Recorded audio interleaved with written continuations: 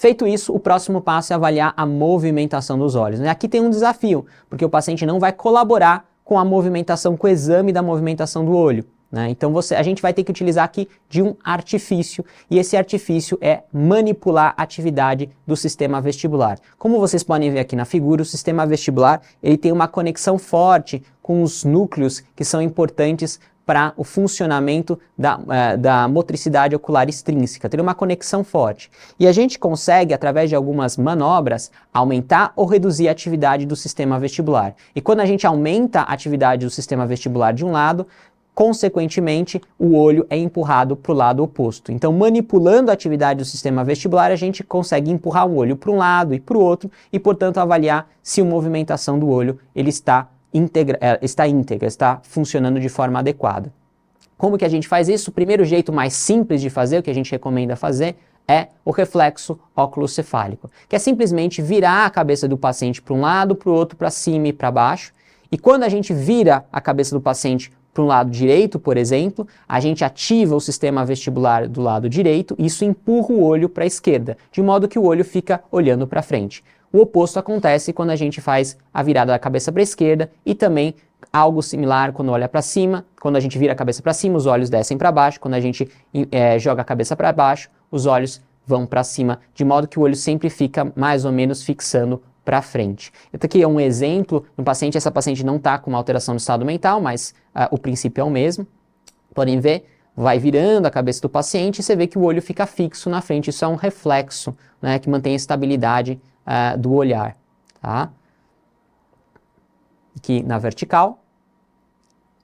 Bom, e como que a gente aplica isso na prática clínica? Se você faz a manobra e você tem uma abolição do reflexo, então o olho não fica fixado na frente, como está acontecendo aqui nesse paciente, quando vira para a esquerda, o olho não fica fixando no examinador, quando vira para a direita, de fato o reflexo acontece. Quando você tem uma alteração do reflexo em um dos sentidos ou uma das direções específicas, isso favorece uma lesão do tronco encefálico. Se isso acontece no olhar horizontal, quando você está fazendo o reflexo na horizontal, isso favorece uma lesão da ponte. Se isso acontece na vertical, como é o caso desse paciente, que tem um reflexo abolido para cima e para baixo, mas na horizontal está preservada, aqui a gente vai falar de uma lesão, por exemplo, do mesencéfalo. Por outro lado, e aí é uma das limitações desse reflexo, existem algumas situações que quando você examina o paciente, isso não é raro, você vai fazer o reflexo óculo-cefálico e ele está abolido em todos os sentidos e todas as direções. Simplesmente o reflexo não está presente.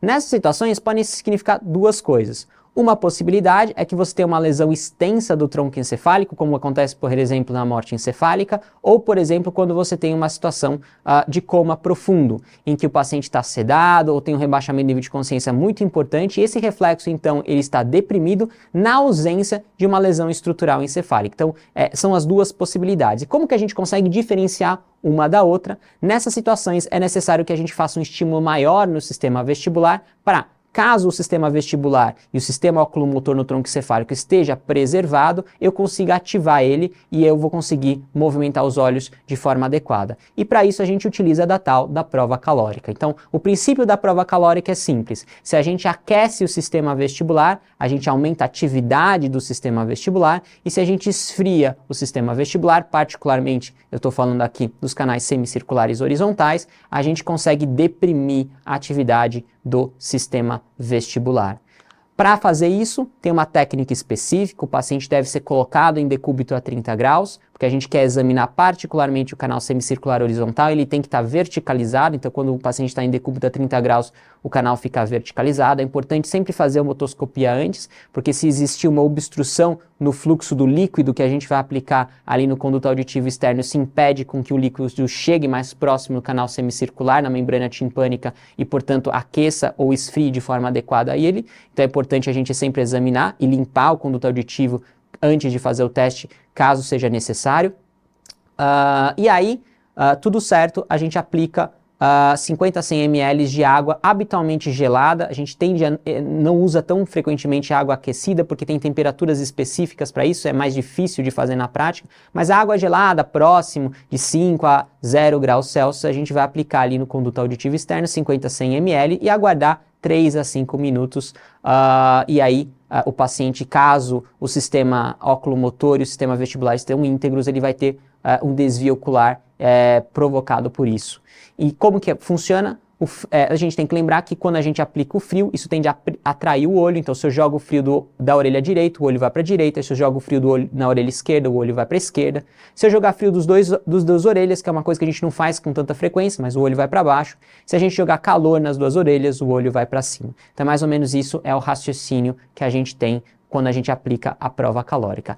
E a interpretação é a mesma do reflexo oculocefálico. Se você tem uma alteração em um sentido específico, por exemplo, em um dos sentidos na horizontal, ou um dos sentidos na vertical, isso favorece a presença de uma lesão do tronco encefálico. Se for só na horizontal, como exemplo aqui, é uma lesão da ponte. Se for só na vertical, como esse outro exemplo, é uma lesão do mesencéfalo. E caso nessa situação realmente não haja nenhuma resposta, nenhum reflexo, seja de um lado, seja do outro, em todos os sentidos, ou seja, o reflexo está globalmente abolido, isso sim favorece mais fortemente, de fato, que haja uma lesão extensa do tronco encefálico, como acontece, por exemplo, na morte encefálica. O outro ponto é a avaliação da oftalmoscopia direta. Isso é sempre importante ser feito, lembrando que a gente deve evitar nas situações a dilatação da pupila. O que a gente tenta pesquisar aqui é a presença de papiledema, em que as bordas da papila óptica eles ficam mais edemaciadas, menos bem limitadas, em que os vasos, como vocês podem ver aqui na imagem da papila, eles começam a desaparecer, né, porque eles são comprimidos, às vezes até tem um pouquinho de hemorragia peripapilar, isso é um papiledema. E indica a presença de uma hipertensão intracraniana e, portanto, de uma patologia neurológica contribuindo para a alteração do estado mental. Mas não é só o papiledema. Às vezes, vale a pena a gente dar uma olhada melhor no fundo de olho e ver se, por exemplo, não há um sangramento no vítreo, uma hemorragia vítrea, que acontece, por exemplo, em alguns casos de hemorragia subaracnoide, definindo a chamada síndrome de Terson, que é a hemorragia subaracnoide aneurismática com hemorragia vítrea, que é um achado que vai favorecer o diagnóstico eventual de uma hemorragia subaracnoide e também é um indicativo de pior prognóstico para hemorragia subaracnoide, indicando um risco de mortalidade 4 a 5 vezes maior em relação aos pacientes que não têm a tal da síndrome de Terson. O próximo passo é avaliar os reflexos do tronco encefálico. Existem 3 reflexos importantes para a gente avaliar aqui. O primeiro a gente já avaliou no exame de pupila, que é o reflexo fotomotor, em que a gente estimula a luz numa pupila do paciente e a gente avalia a presença de contração tanto da pupila ipsilateral, que é o fotomotor direto, quanto o contralateral, que é o fotomotor consensual. A gente faz isso para os 2 olhos e esse é um reflexo que define a integridade, que sinaliza a integridade do mesencéfalo. Outro reflexo que deve ser avaliado de forma sistemática é o reflexo córneo-palpebral. Tem 2 formas de fazer isso num paciente com alteração de estado mental. Uma delas é aplicar uma gaze ou um algodãozinho aqui na região do limbo. O limbo é essa região de transição entre a conjuntiva e a córnea, uma região bastante inervada. Então a gente pode fazer isso com algodãozinho, ou com cotonete, ou com uma gaze molhada, ou eventualmente pegando uma gota de soro fisiológico, aplicando que como se fosse colírio em cima da córnea. Outra possibilidade de fazer, que também é bem não lesiva para o paciente, é uma forma útil também de você aplicar o estímulo. E a resposta que a gente quer observar é o piscamento palpebral bilateral, né? Direto, quando é do mesmo lado do olho estimulado, e contralateral também, que é o consensual, quando o piscamento acontece também do lado oposto ao olho estimulado. A gente tem que ver os 2, tanto o direto quanto o consensual. E é um reflexo que vai avaliar a integridade da ponte. E por fim, outro reflexo que a gente vai avaliar é o reflexo da tosse. O reflexo da tosse, a melhor forma de avaliar é com a aspiração da cânula endotraqueal, que você faz um estímulo importante na carina e isso dá um reflexo de tosse. Isso avalia a integridade do bulbo. Então, com esses 3 reflexos, a gente consegue avaliar a integridade de forma geral do mesencéfalo, fotomotor, da ponte, com o reflexo córneo-palpebral, e do bulbo, que é o reflexo de tosse. Outro passo é a avaliação do padrão respiratório. A avaliação do padrão respiratório, ela aparece classicamente dos livros, ela tem um valor histórico bastante importante, mas hoje em dia tem uma utilidade limitada. Isso porque a maior parte das vezes, na avaliação inicial, um paciente com alteração do estado mental, um padrão estranho ventilatório, muitas vezes acaba sendo intubado. E muitas das alterações ventilatórias que a gente vê no paciente com rebaixamento de nível de consciência, de fato são de causas metabólicas e muito menos frequentemente são de causas neurológicas. Mas de qualquer forma eu vou apresentar para vocês um dos principais padrões patológicos de ventilação que podem eventualmente ser provocados por lesões neurológicas. Primeiro é o padrão de Cheyne-Stokes, talvez um dos mais frequentes, é um padrão que acontece mais frequentemente em pacientes com insuficiência cardíaca, mas pode acontecer em pacientes com lesões diencefálicas. Quando o neurologista fala de encéfalo, lembre-se, a gente está falando, por exemplo, de ponte ou hipotálamo. Desculpa, de tálamo ou hipotálamo. E nessa situação do padrão de respiratório de Cheyne-Stokes, o que a gente tem é um paciente que faz um padrão ventilatório em crescendo, decrescendo, então a amplitude da ventilação aumenta e depois diminui, como mostra a imagem, alternados por períodos que chega a quase uma apneia. Então ele começa ventilando, aumenta a amplitude da ventilação, depois volta a reduzir, formando quase um fuso, depois ele para quase de respirar e depois volta a fazer esse fuso. Isso é o padrão clássico de Cheyne-Stokes. Outro padrão clássico é a hiperventilação neurogênica central, que é um paciente que fica hiperventilando constantemente. Pode ser eventualmente provocada por lesões mesencefálicas, mas na grande maioria das vezes a hiperventilação na alteração do estado mental tem causa metabólica de base. Tirotoxicose, cetoacidose diabética, congestão pulmonar, acidose metabólica são exemplos aí de coisas que podem provocar hiperventilação neurogênica central. É importante a gente lembrar que essa é a principal causa, a causa metabólica. Causas neurológicas eventualmente podem provocar isso, por lesões mesencefálicas, mas isso é sempre um diagnóstico de exclusão.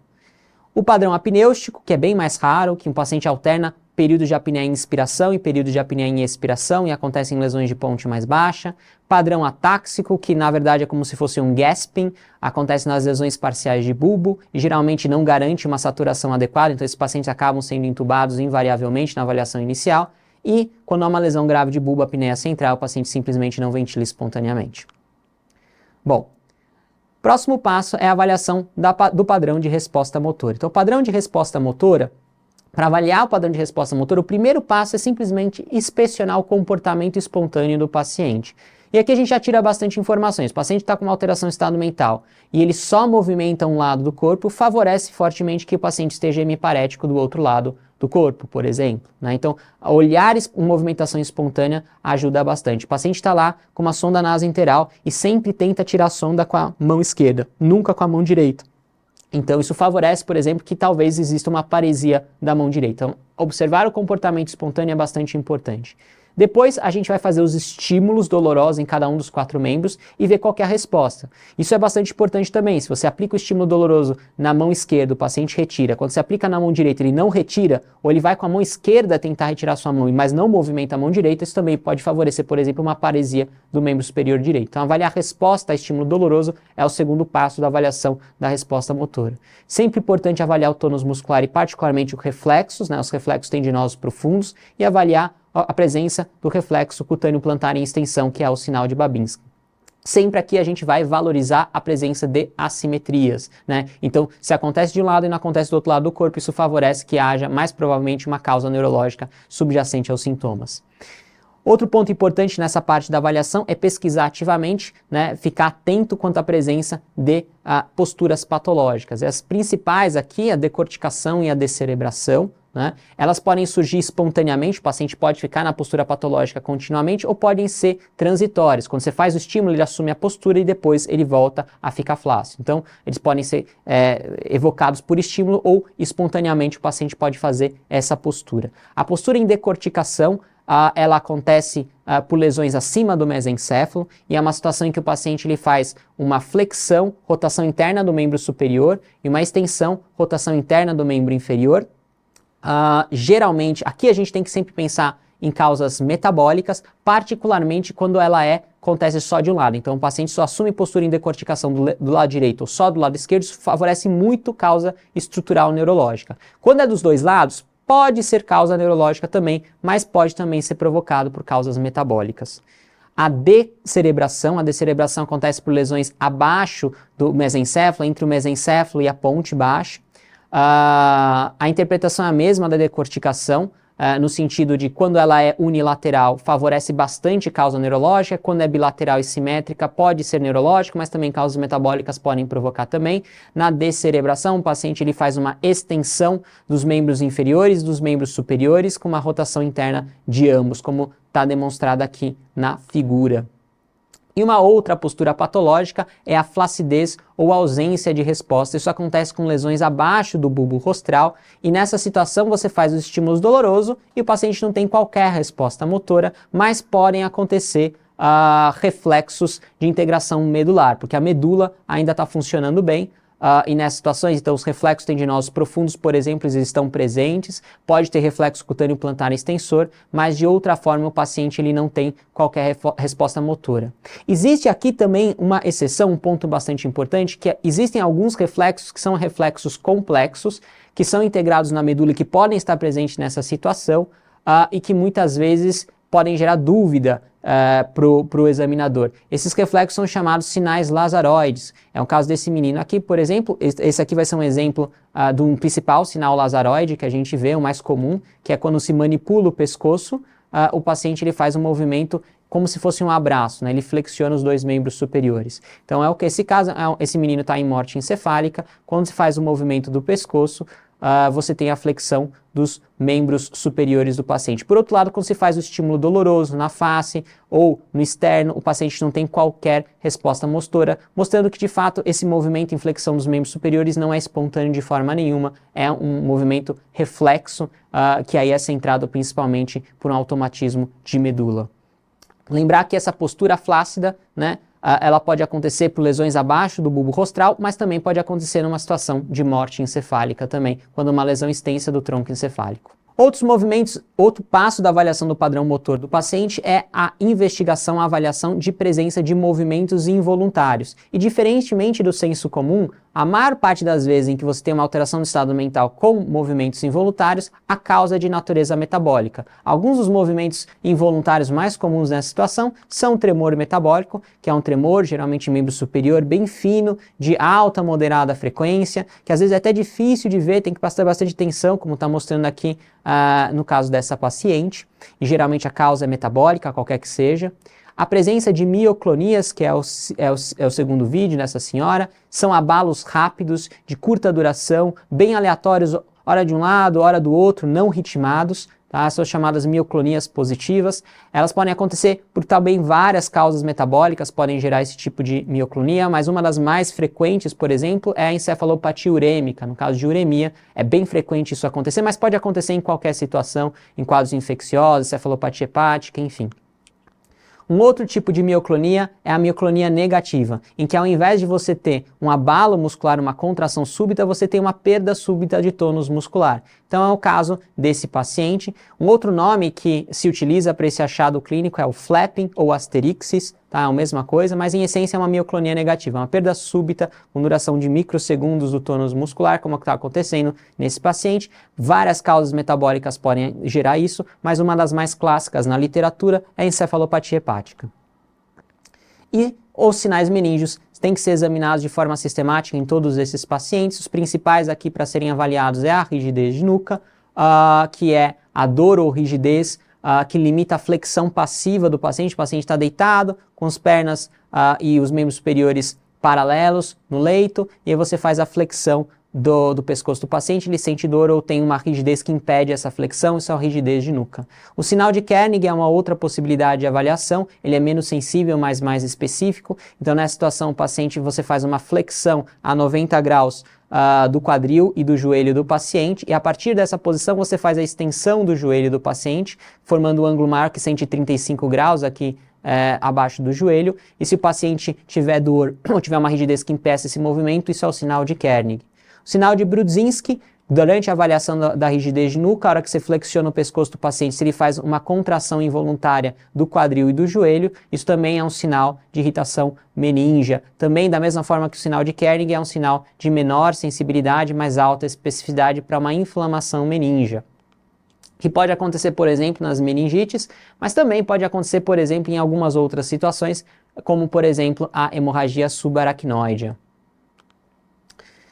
E aí, feito a avaliação inicial, o próximo passo é oferecer, informar uma medida resumo, que te dá a gravidade da alteração do estado mental. E a medida resumo mais utilizada na literatura é a escala de coma de Glasgow. Essa é uma escala que foi criada pela Escola de Enfermagem de Glasgow em 1974 e ela foi feita, em essência, para um rastreio de prognóstico rápido de pacientes que sofreram traumatismo crânioencefálico. No entanto, por ser rapidamente aplicável, fácil de reproduzir, ela foi ampliada o seu uso e hoje em dia ela é utilizada em várias situações que não só o traumatismo crânioencefálico.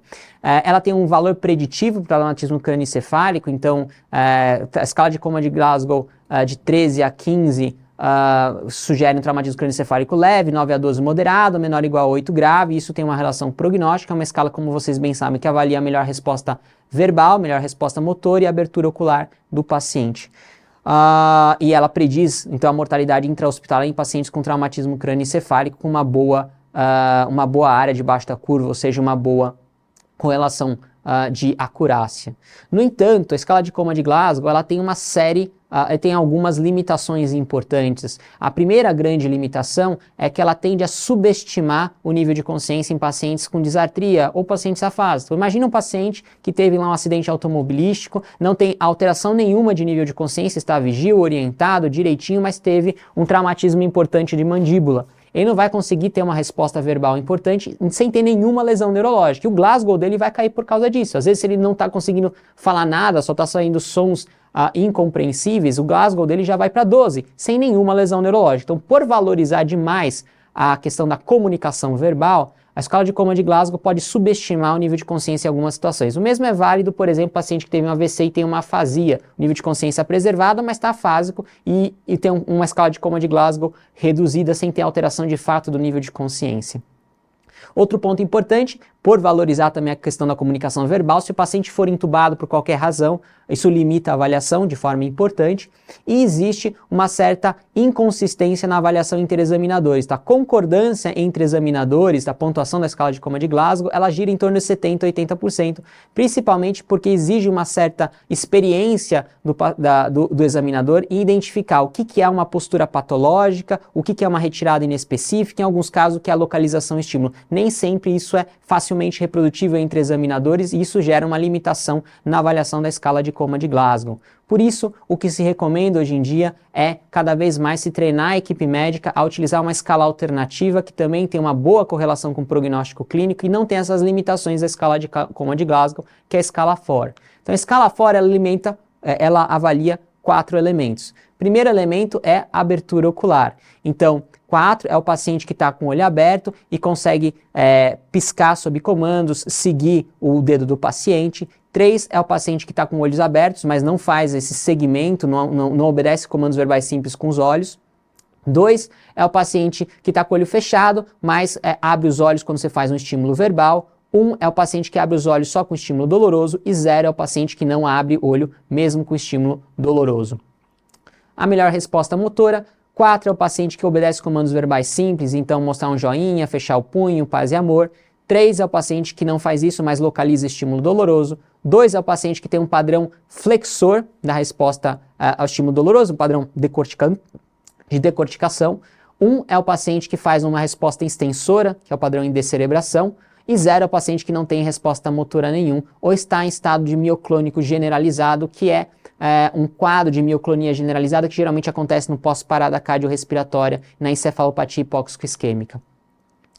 Depois, ao invés de avaliar a resposta verbal, aqui prefere-se avaliar o padrão respiratório e alguns reflexos de tronco encefálico. Então, 4 é o paciente que tem reflexo fotomotor e reflexo córneo-palpebral presente. 3 é o paciente que tem o reflexo, na avaliação do reflexo fotomotor se vê uma anisocoria, uma pupila está dilatada e outra está dilatada e fixa, né? Então uma anisocoria do tipo pupila calco, de tipo que a gente vê, por exemplo, na lesão do nervo oculomotor. 2 é o paciente que tem ou o reflexo fotomotor ou o reflexo córneo-palpebral alterados. 1 é o paciente que tem os dois, o córneo-palpebral e o fotomotor alterado, mais o reflexo de tosse está presente, e 0 é o paciente que tem os 3 reflexos de troncoencefálicos abolidos. E o padrão respiratório? Aqui o padrão respiratório é avaliado de uma forma mais simplificada. 4 é o paciente que não está entubado e tem um padrão respiratório regular. 3 é o paciente que não está entubado e tem um padrão respiratório em Cheyne-Stokes. 2 é o paciente que tem algum padrão respiratório outro irregular, mas não está entubado, não necessita de ventilação mecânica. 1 é o paciente que está entubado e entra no ventilador. E 0 é o paciente que está entubado e não entra no ventilador. Então é assim que a gente classifica, é uma classificação que vai de 0 a 16. Quanto mais alta a pontuação, melhor o estado mental do paciente. Bom, feito isso, e grande parte da avaliação, como vocês viram, fica aí no exame clínico direcionado, o próximo passo é fazer uma anamnese direcionada do paciente. E aqui a gente tem que brincar um pouco de detetive, porque muitas vezes o paciente não vai contar a história e muitas vezes a gente nem tem testemunhas exatamente do que aconteceu. Então o que a gente precisa perguntar? Os sinais vitais da cena, quando o paciente foi encontrado, questões do ambiente, tinha urina, fezes, sugerindo incontinência urinária fecal que acontece numa crise epilética, vômito, sinais de traumatismo, de briga, drogas, medicações que podem eventualmente indicar tentativas de autoextermínio.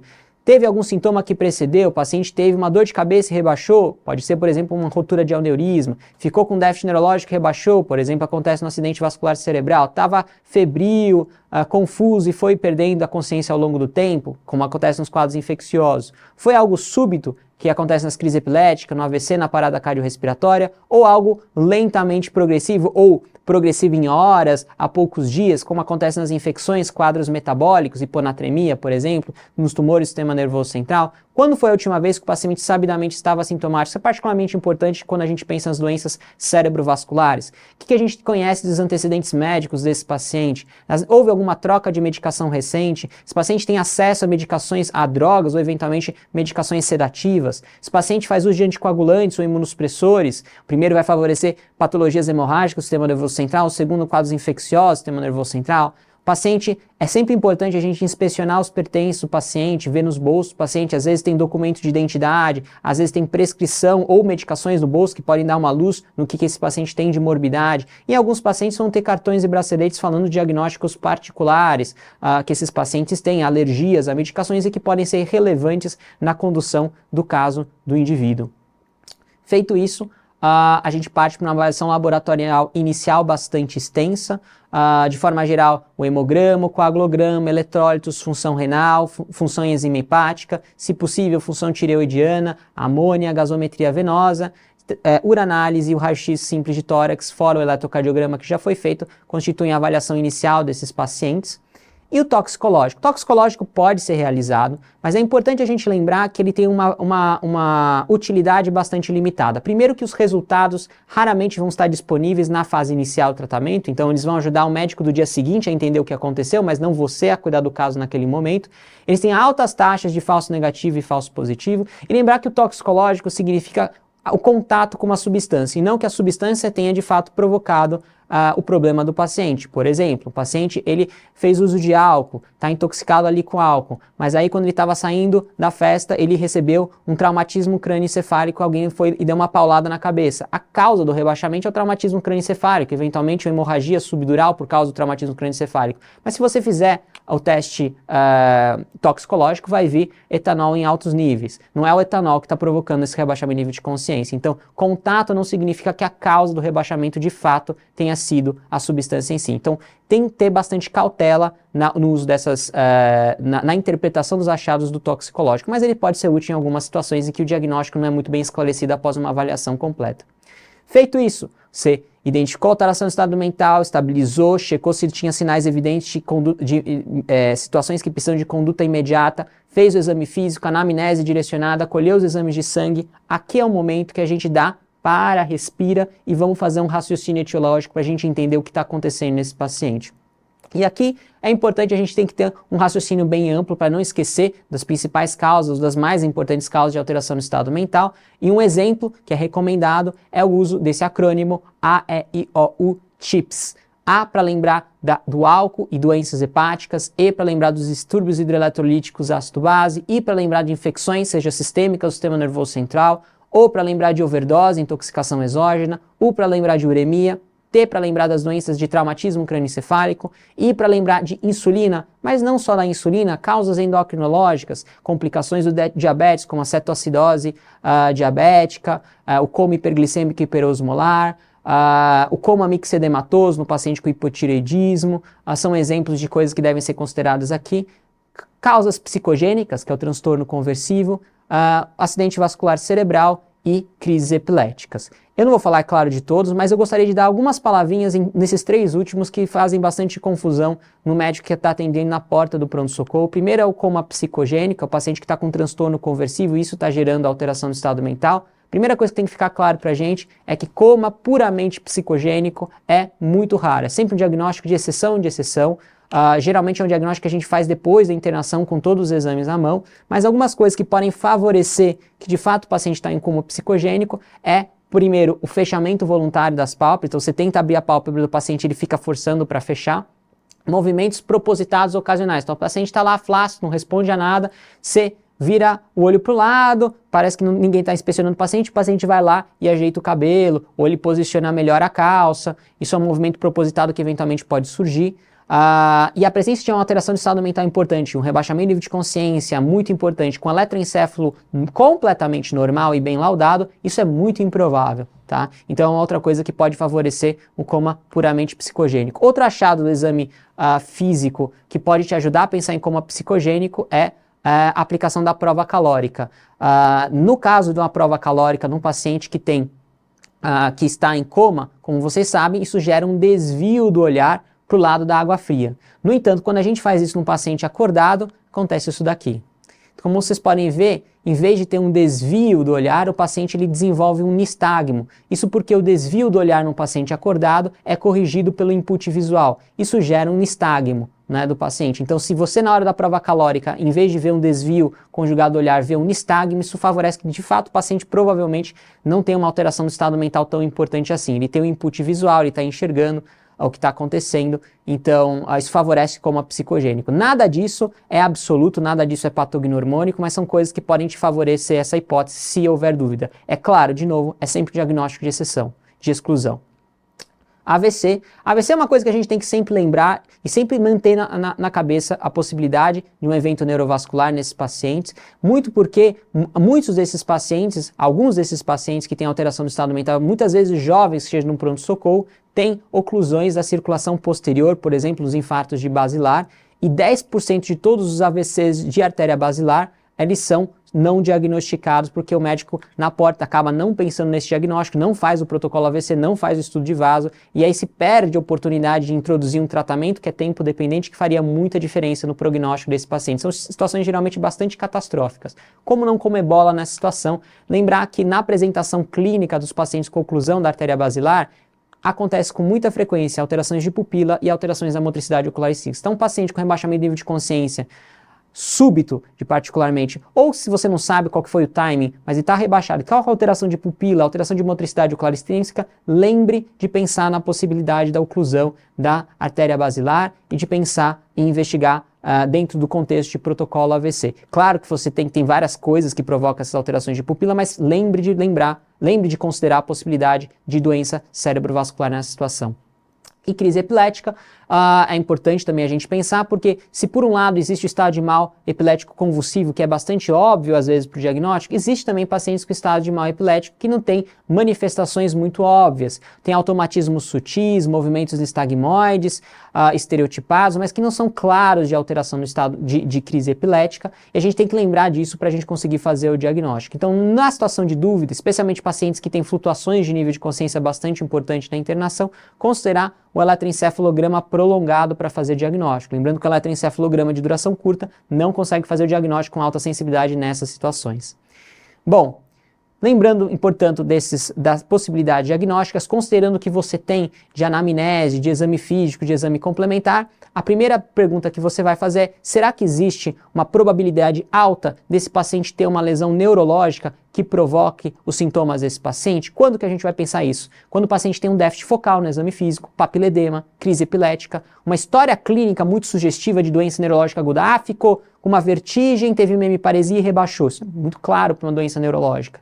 Teve um traumatismo crânioencefálico, ou pacientes que têm antecedentes de alto risco para doenças intracranianas, imunossupressão, neoplasia, anticoagulação. Nessas situações, a gente sempre faz o exame de neuroimagem e, se possível, com estudo de artérias do sistema venoso intracraniano. Isso vale a pena a gente sempre lembrar. Caso contrário, Você não tem nenhum daqueles sinais de alarme para pensar em uma causa neurológica para alteração do estado mental. E, por outro lado, existe uma evidência clara de uma causa metabólica para alteração do estado mental, ou seja, não tem nenhum daqueles sinais de alarme. E você fez o exame de sangue e o sódio está 110. Já justificaria a alteração do estado mental. Perfeito, não precisa do exame de neuroimagem nessa situação. Você trata a causa metabólica e se o paciente melhorar, ótimo. Se o paciente não melhorar, aí você precisa do exame de neuroimagem. Se você não está certo, se você não sabe exatamente, tem dúvida se tem algum dos sinais de alarme, ou se não tem sinal de alarme, mas também não tem evidência clara de causa metabólica para alteração do estado mental, aí sim você tem que partir para o exame de neuroimagem. Na prática, a gente sempre parte para o exame de neuroimagem, mas existem situações em que você não vai ter a tomografia disponível, que você não está no centro que tem esse recurso. Nessas situações, seguir esse fluxograma ajuda um pouquinho a decidir quando é muito necessário o exame de neuroimagem e quando às vezes, nem tanto você consegue tocar o quadro, a atenção do paciente sem o exame. Se o exame de neuroimagem inicial, que geralmente vai ser uma tomografia com estudo de vaso, não identificar alterações significativas que possam justificar o quadro do paciente, daí realmente é necessária uma avaliação mais detalhada de um neurologista, com exames como, por exemplo, eletroencefalo, ressonância ou líquor, para descartar outros diagnósticos diferenciais. Mas aí vai depender muito do contexto clínico do paciente. Bom, era isso que eu tinha para dizer hoje para vocês. Espero que essa aula tenha sido proveitosa e que ajude vocês no atendimento no dia a dia. Obrigado.